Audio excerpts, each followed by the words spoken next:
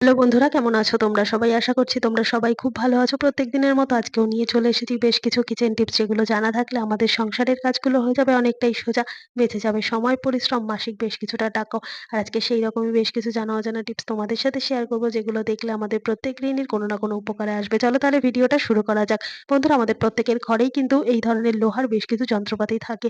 এই ধরনের রেঞ্জ হোক বা প্লাস হোক বা স্ক্রুড্রাইভার হোক, তো এই ধরনের জিনিসগুলো প্রত্যেকদিন ব্যবহার হয় না বলে কিন্তু কোনো একটা জায়গায় রেখে দেওয়া হয় যত্ন করে। আর এইভাবে যদি লোহার জিনিস রেখে দেওয়া হয়, তাহলে দেখবে বেশ কদিন বাদে যদি আমাদের ব্যবহার করতে লাগে বা প্রয়োজনের সময় যদি ব্যবহার করি, এগুলো এতটা টাইট হয়ে যায়, জং পড়ে, যে এগুলোকে ব্যবহার করা যায় না।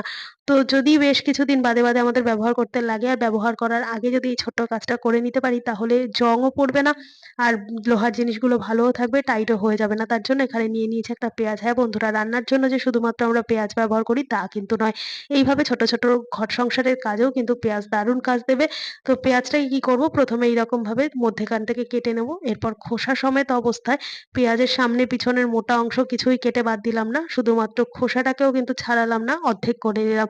এবার পেঁয়াজের যে রসটা রয়েছে, সেই রসটাকে এরকম ভাবে লোহার সমস্ত জিনিসের মধ্যে তোমরা ভালো করে লাগিয়ে দাও। এইভাবে পেঁয়াজের রস লাগালে কিন্তু যেরকম জং পড়বে না, সেরকম টাইট যে হয়ে যায় যন্ত্রপাতিগুলো, সেই টাইটটাও হয়ে যাবে না, অনেকদিন পর্যন্ত যন্ত্রপাতিগুলো ভালো থাকবে। তো এইভাবে যদি পেঁয়াজের রস লাগিয়ে আমরা যন্ত্রপাতিগুলোকে ভালো রাখতে পারি, তাহলে কাজের সময় কিন্তু আমাদের যেরকম কাজটা করতে লেট হবে না, সাথে কিন্তু যন্ত্রপাতিগুলোও অনেকদিন পর্যন্ত ভালো থাকবে। আর পেঁয়াজটাকে দেখে বুঝতেই পারছো কি পরিমাণ জং ছিল, বেশ খানিকটা জং উঠেওছে, বেশ খানিকটা কিন্তু ফ্রিও হয়ে গেছে। টিপসটা ভালো লাগলে লাইক করে দিও। দেখে নাও পরের টিপস। বন্ধুরা, আমাদের প্রত্যেকের বাচ্চারাই যে এই ধরনের কেডস গুলো পরে বা কোনো শু পরে, এই কেডস বা শু, এই ধরনের ভালো জুতোগুলো প্রত্যেকদিন কিন্তু ধোয়া কাচা যায় না। আর ধোয়া কাচা গেলেও আমরা উপর দিকটা ভালো করে পরিষ্কার করতে পারি ঠিকই, ভেতর দিকটা কিন্তু পরিষ্কার করা সম্ভব হয় না। তার ফলে পাটা ঘেমে যাওয়ার কারণে মোজা বা জুতোর ভিতরের দিকের অংশে কিন্তু প্রচুর পরিমাণে বাজে গন্ধ হয়। তো এই বাজে গন্ধ দূর করার জন্য আমরা কি করি, হয়তোবা রোদে দিই বা অন্য কোনো ব্যবস্থা করি ঠিকই, কিন্তু প্রত্যেকদিন এই গন্ধটা ঠিকঠাক মতো পরিষ্কার না করতে পারলে কিন্তু আমাদের শরীরেই একটা অস্বস্তি হয় এই গন্ধর জন্য। তো কি করতে হবে, এখানে আমি নিয়ে নিয়েছি ন্যাপকিন। ন্যাপকিনটাকে ছোট করে এরকম ভাবে ছিঁড়ে নিয়ে দুটো জুতোর ভেতর দিকের অংশে এইভাবে রেখে দিলাম। এরপর বন্ধুরা, আমাদের ঘরে যে পারফিউম রয়েছে বা স্প্রে রয়েছে বা যাই থাকুক না কেন, এটাকে এই কাগজের মধ্যে বেশ খানিকটা স্প্রে করে দাও। তো এই কাগজের মধ্যে কেন দিলাম, কাগজের মধ্যে যদি আমরা এই স্প্রেটা করি, তাহলে অনেক দিন পর্যন্ত ভেতরের যে ঘামের গন্ধ বা বাজে যে গন্ধটা থাকে, সেটা হবে না। আর যদি খালি অবস্থায় এভাবে কাগজ ছাড়া স্প্রে করি, তাহলে কিন্তু গন্ধটা জুতোর মধ্যে বেশিক্ষণ থাকবে না, উবে যাবে, একদিনও ঠিক মতো থাকবে না, ফের আবার সেই ঘামের গন্ধই থেকে যাবে। তাই কাগজের মধ্যে বা কোনো কটনের মধ্যে যদি তোমরা এই পারফিউমটা স্প্রে করে ভেতরে রেখে দিতে পারো, তাহলে দীর্ঘদিন পর্যন্ত ভেতরটা ফ্রেশ থাকবে। আর এইভাবে কিন্তু আমরা পারফিউমটাকেও ব্যবহার করতে পারি। তো দেখে নাও পরের টিপস। বন্ধুরা, এখানে আমি নিয়ে নিয়েছি মেডিসিন। আর এই ধরনের মেডিসিনের যে কম্পোজিশন গুলো লেখা থাকে বা এক্সপায়ারি ডেট লেখা থাকে, এগুলো তো আলাদা করে একটা প্রিন্ট করা থাকে।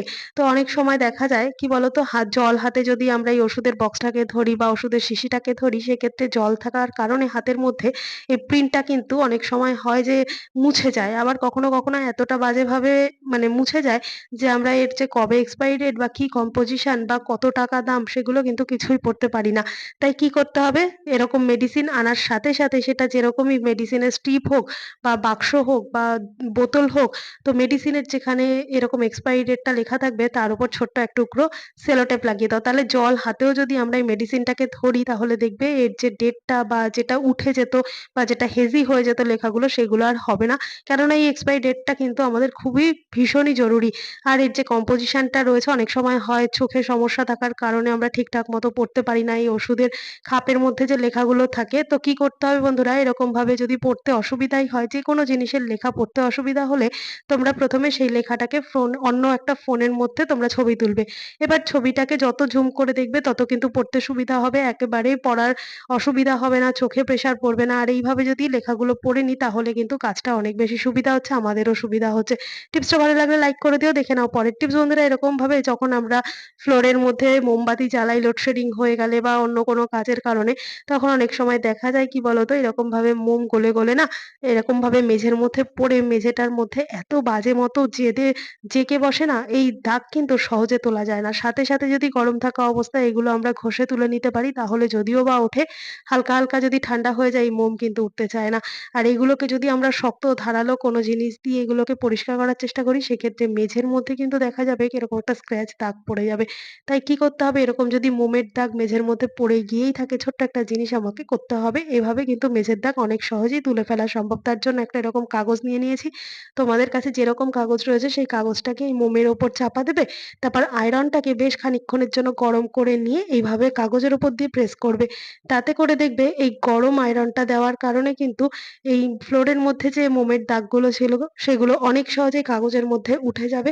আর মেঝেটাও পরিষ্কার হয়ে যাবে। মেঝের দাগ তোলার জন্য খুব বেশি আমাদের কষ্ট করতে হবে না। টিপসটা যদি ভালো লেগে থাকে একটা লাইক তো অবশ্যই করবে। দেখে নাও পরের টিপস। আচ্ছা বন্ধুরা, টয়লেট তো আমরা প্রত্যেকেই ব্যবহার করে থাকি, কিন্তু টয়লেট আমরা যেভাবেই পরিষ্কার করি না কেন একটা জিনিস দেখবে লক্ষ্য করে যে টয়লেটের কোমোড বা অন্যান্য ফ্লোরটা সেটা তো আমরা পরিষ্কার করেই থাকি, কিন্তু যে জানলাটা থাকে বা ভেন্টিলেটরটা থাকে সেখান থেকে কিন্তু ছোট ছোট পোকামাকড় থেকে শুরু করে আরশোলা এমনকি টিকটিকি পর্যন্ত টয়লেটের মধ্যে চলে আসতে পারে, যেটা কিনা একেবারেই আনহাইজিনিক। তো কিভাবে এইগুলোকে আমরা রক্ষা করব, প্রতিরোধ করব যাতে টয়লেটে না ঢোকে? তো এইরকম যদি বড় কোনো ভেন্টিলেটর থাকে বা এক্সজস্ট ফ্যানের জায়গাগুলো হোল করা থাকে তো সেরকম জায়গা থেকে কিন্তু টিকটিকি অনায়াসে ঢুকতে পারবে। তো সেই জায়গাটা কোনোভাবেই আমরা আটকাতে পারবো না।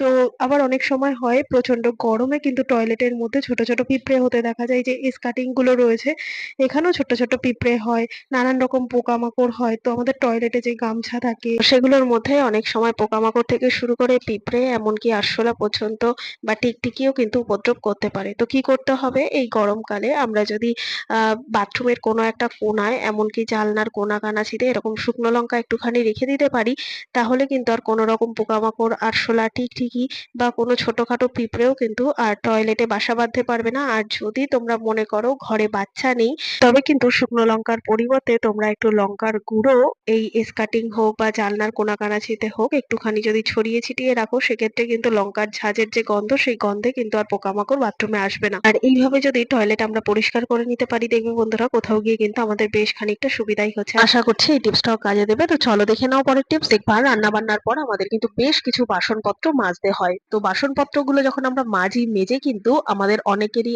আছে ঝুড়ি বা কোনো স্ট্যান্ড যেখানে আমরা বাসনপত্রগুলোকে উবুড় করে রাখি জল ঝরার জন্য। আবার অনেকেরই আছে কোনো রকম ঝুড়ি বা স্ট্যান্ড নেই।